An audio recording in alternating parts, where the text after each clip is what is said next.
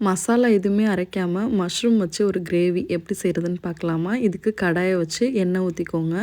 பட்டை கிராம்பு இதெல்லாம் போட வேண்டாம். வெங்காயம் கருவேப்பிலை இதை மட்டும் போட்டு நல்லா வதக்கிக்கோங்க.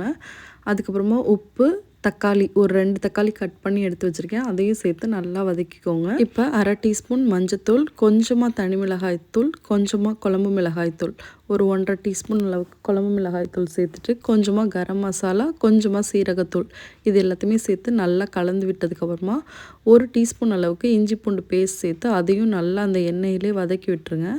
அதுக்கப்புறமா மஷ்ரூமை போட்டுட்டு ஒரு 2 நிமிஷம் நல்லா வதக்கி கொடுத்துக்கோங்க.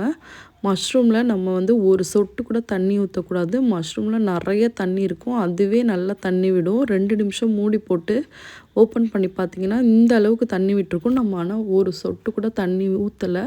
இப்போ இந்த தண்ணி நல்லா சுண்ட விட்டுருவோம்.